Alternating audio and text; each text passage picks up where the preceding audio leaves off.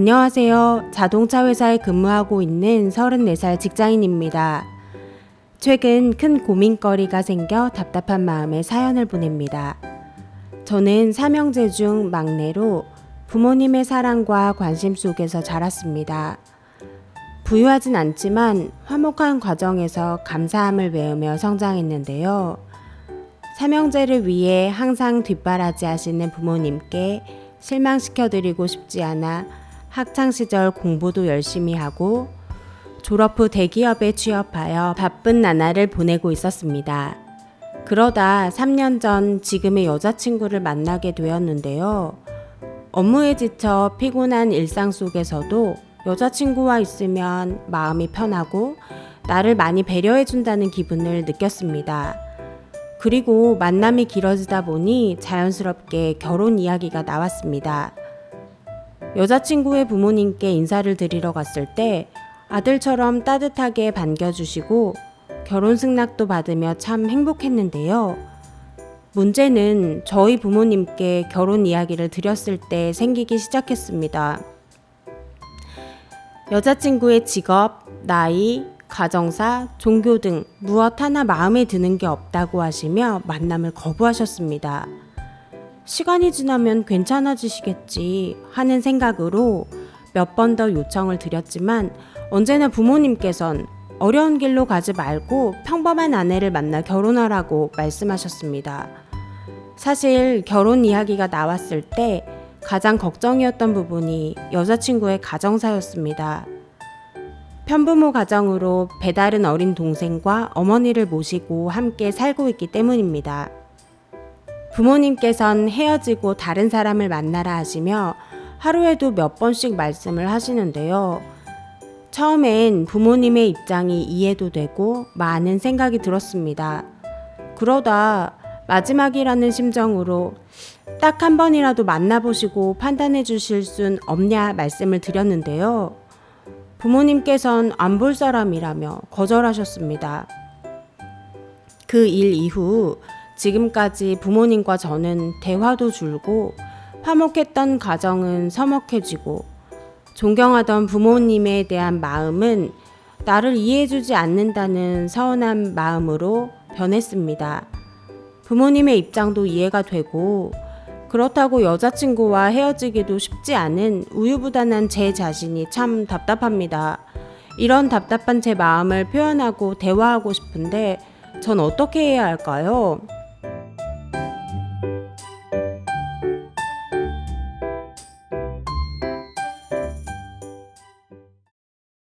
네, 사연 속 고민 잘 들었습니다. 그럼 오늘도 강사님과 함께 이야기를 나눠보는 시간을 가지겠습니다. 강사님.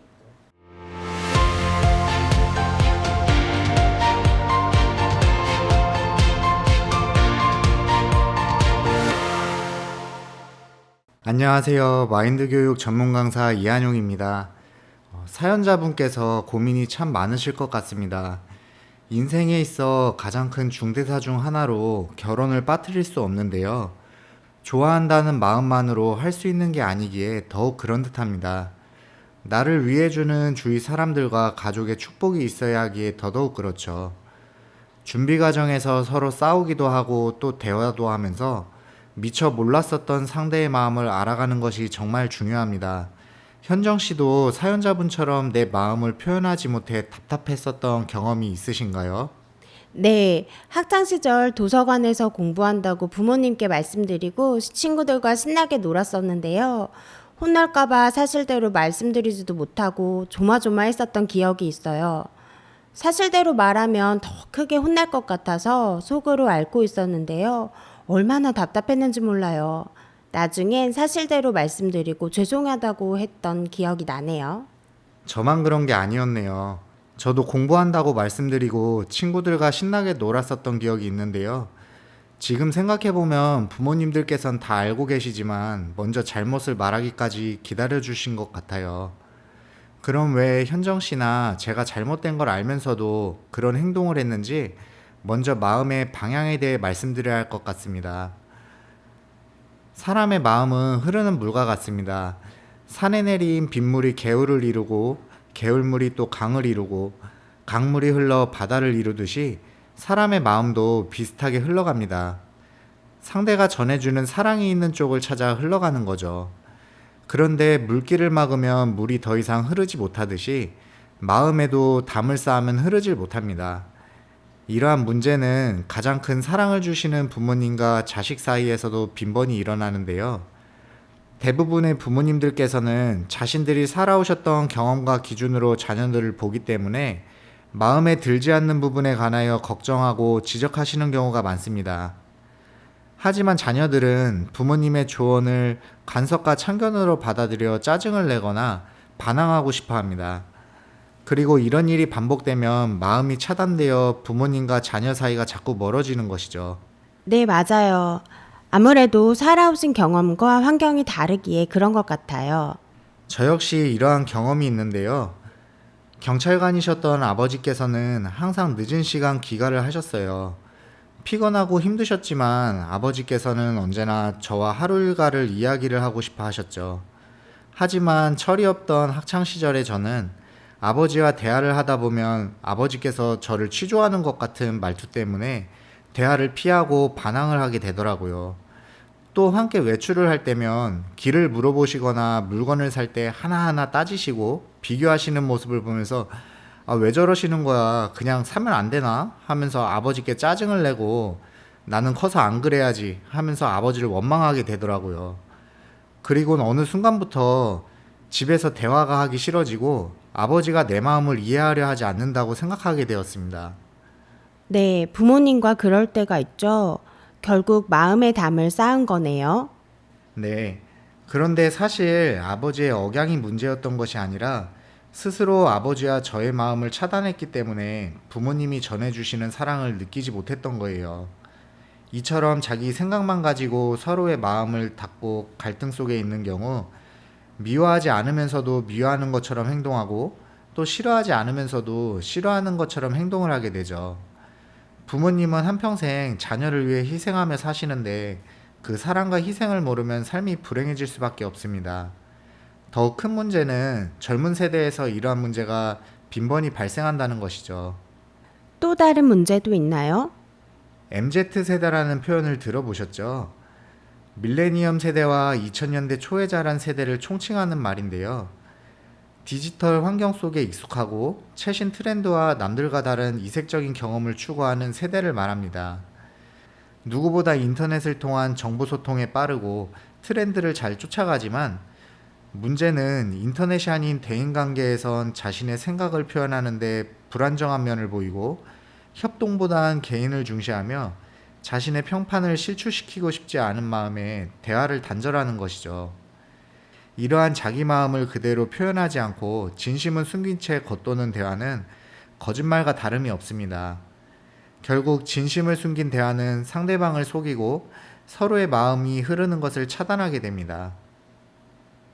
몇 년 전 인터넷에서 중학생 왕따 기사가 화제가 되었었는데요. 중학생 딸아이가 엄마에게 조심스럽게 물어봤어요. 엄마, 반에서 왕따 당하는 아이가 있는데 아무도 그 아이에게 말을 걸 수가 없어요. 왜냐하면 그 아이에게 말을 걸면 말을 건 아이도 왕따가 되거든요. 그러자 엄마가 그래? 그럼 너도 그냥 다른 친구들하고 놀아.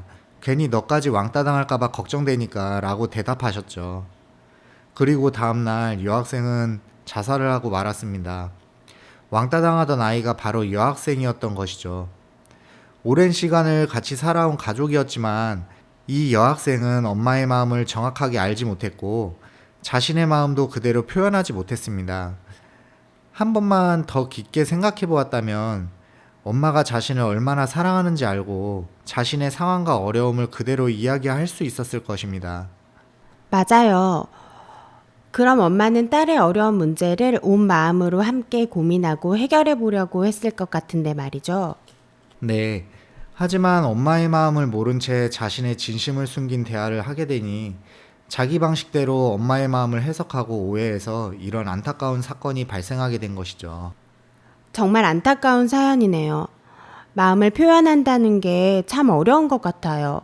그렇다면 서로의 마음이 흐를 수 있는 방법은 무엇이 있을까요? 가장 좋은 방법은 진실된 대화하기입니다.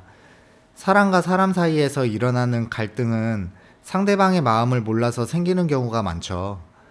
상대가 키가 큰지 작은지, 혹은 잘생겼는지 귀여운지 마음이 우리 눈으로 판단할 수 있는 것처럼 보인다면 얼마나 좋을까요? 하지만 그렇지 못하기에 언어라는 도구를 통해서 진실된 내 마음을 표현해야 합니다.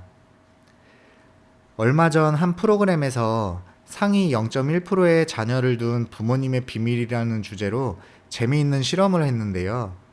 동일하게 주어진 상황에서 부모님과 자녀들 간의 대화를 다룬 프로그램이었어요. 현정 씨는 만약 내 아이가 공부를 안 하고 게임만 하는 모습을 본다면 어떠실 것 같으세요? 엄청 화날 것 같은데요? 할 일을 안 하고 놀기만 하니까 잔소리도 많이 할 것 같고 혼낼 것 같아요. 네, 보통 대부분의 부모님들은 자녀에게 잔소리하고 할 일을 시킬 것 같은데요. 실험에 참여한 부모님들도 대부분 공부하라며 꾸지람을 하셨어요. 그런데 상위 0.1%의 부모님들은 조금 다르시더라고요. 동일하게 화가 나지만 잘못된 행동만 언급할 뿐 감정적으로 말하진 않습니다. 엄마가 아이에게 계획을 세우고 하면 어떨 것 같니? 엄마, 그럼 과연 제가 지킬 수 있을까요? 라는 아들의 의문에 그러게 너는 나름대로 줄였다고 하는데 엄마가 볼 때는 다른 사람들보다 훨씬 많이 하는 것 같아. 하지만 엄마는 이야기하다 보니까 부럽네. 그런 무언가를 통해 엔돌핀이 생기는 일을 한다는 게 되게 좋은 것 같아. 대신 엄마의 조건은 운동하는 거랑 건강을 챙기는 거야. 알겠지? 라고 하며 자녀를 공감해주고 수용하며 인정과 애정이 묻어있는 긍정적인 대화가 형성되었어요. 공감해주고 긍정적인 대화를 해주시는군요. 네, 실험이 끝나고 혼이 난 자녀들 그룹과 부모님과 대화하며 같은 마음이 흐른 그룹의 모습을 보여주었는데요. 혼이 난 그룹은 짜증과 분노, 갈등이 가득 차 있는 반면 대화를 한 그룹은 자신을 이해해주는 부모님을 통해 사랑을 느끼고 자존감이 차 있는 너무나 상반된 모습이었죠. 두 그룹 부모님이 자녀와 하루 평균 소통하는 시간은 그리 많지 않았어요. 하지만 가장 큰 차이점은 그 시간 동안 부정적인 대화인지 긍정적인 대화인지 그 비중이 확연하게 반대되었다는 것이죠. 이처럼 대화를 할 때 친밀한 관계를 유지함과 동시에 자신의 욕구도 충족되는 경험을 할 수 있어요. 그리고 욕구가 충족된다는 것은 연령을 불문하고 모두에게 자신의 삶과 기능을 함에 있어 큰 원동력이 될 수 있어요. 그렇군요. 차이가 정말 크네요. 네, 마음이 닫혀있던 저도 한 계기를 통해 삶이 변화되었는데요. 저는 태어날 때부터 아토피가 있었습니다. 무려 30년 동안 아토피와 함께 했었어요. 30년 동안이나요? 맞아요. 약이란 약은 다 먹어보고 TV 방송에 나오는 유명한 의사 선생님께 치료도 받아보았습니다. 하지만 마지막 희망이라 생각한 의사 선생님께서는 더 이상 호전이 없을 것이라고 말씀하셨죠. 그 말은 내 몸이 안 나을 것이라는 사형 선고와도 같았습니다. 모든 걸 포기하고 절망 속에 있을 때 어머니의 마지막 권유로 한 한의원에서 치료를 받게 되었습니다. 한의원의 약은 몸속의 아토피 뿌리를 몸 밖으로 빼내어 없애는 약이었고 완치까지 2년 정도가 걸린다고 하셨죠. 약을 먹으면 먹을수록 아토피가 밖으로 올라와 다른 사람들을 만날 수 없고 다니던 직장을 그만둘 지경에 이르렀었습니다. 몸이 너무 간지러워 한의원에 가면 원장님께서는 잘 낫고 있는 중이야. 어서 나와서 결혼도 하고 아들도 낳고 오손도손 살아야지 하면서 항상 긍정적인 이야기를 해주셨어요. 보여지는 제 모습을 보면 온몸이 너무 아프고 얼굴이 말을 못할 정도로 팅팅 붓고 솟아있는데 원장님의 눈에는 잘 치유되고 있는 모습이 보인다고 하셨습니다. 그리고 치료가 너무 힘들어 전화드리고 찾아갈 때마다 언제나 긍정적인 이야기를 해주셨습니다. 그렇게 1년 동안 원장님과 대화도 하고 치료도 하면서 시간이 지나니 몸이 완치되었고 지금은 결혼도 해서 두 아이의 아빠가 되었습니다. 치료를 하는 동안 약도 중요하지만 마음이 흐르는 진심 어린 대화가 힘든 치료 기간을 버티게 해주었고 저의 삶을 변화시켜 주었던 거죠. 그 진심 어린 대화가 강사님의 삶을 변화시켜 주셨네요. 맞아요. 이처럼 상대를 생각하는 진실된 대화는 마음을 흐르게 하고 삶을 변화시켜주는 원동력이 되어주는 것이죠. 강물이 바다로 흐르지 않을 때 물길만 터주면 저절로 바다로 흘러가듯이 우리의 마음도 먼저 열고 서로 이야기를 주고받으면서 상대방의 마음을 알고 느낄 수 있습니다. 상대방의 마음을 알면 이해가 되고 이해가 되면 서로 믿는 마음이 생기면서 같은 마음이 흐르는 것이죠. 앞에 사연자님의 고민 역시 내가 잘못되고 다른 사람이 잘못되어서가 아니라 서로 마음이 흐르지 않았기 때문에 힘들었던 거네요. 네, 맞습니다. 마음을 열고 먼저 이야기를 하면 서로의 마음이 흐르게 되고 이전에 알지 못했던 가족들이 해주는 이야기가 마음에 힘을 주고 사랑을 통한 삶의 변화를 맛보실 수 있습니다. 제가 아버지의 마음을 모를 때는 아버지의 이야기가 강압적으로 들리고 치조하듯 이야기하시는 대화가 너무 싫었지만 이제 제가 아빠가 되어 보니 아버지의 마음을 조금이나마 알 수 있게 되더라고요. 서로의 마음을 오해하지 않고 이야기를 나누다 보니 예전에 제가 알고 있던 아버지의 모습은 저 스스로 만들어 놓은 모습이었습니다. 지금은 아버지가 해주시는 이야기가 너무 좋고 힘들고 어려울 때에도 아버지에게 털어놓고 마음의 쉼을 얻으며 삶의 지혜를 배우고 있습니다. 정말 잘 됐네요. 네, 사람에겐 각자 다른 맛의 마음이 있습니다. 커피에도 상큼한 맛, 달콤한 맛, 와인 맛, 자극적인 맛, 쓴맛, 시큼한 맛 등 6가지 맛이 있습니다. 사람에게도 각자 다른 마음의 맛이 있는데요. 항상 달콤한 맛, 상큼한 맛을 보면 마음이 행복하고 좋을 것 같지만 아닙니다. 마음의 대화도 자극적인 맛, 쓴맛, 이러한 맛처럼 솔직하게 불편한 대화라도 꼭 해야만 합니다. 청취자님처럼 갈등이 생기면 다들 그 불편한 대화를 피하는 경우가 많죠.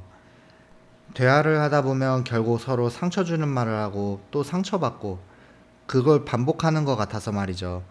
하지만 진심 어린 대화는 상대방이 듣기 싫은 소리도 표현해야 합니다. 커피의 6가지 맛처럼 상대방에게 다가가 내 마음을 솔직하게 다 표현한다면 서로 마음이 흐르는 행복한 삶이 될 것입니다. 오늘 강연은 여기까지입니다.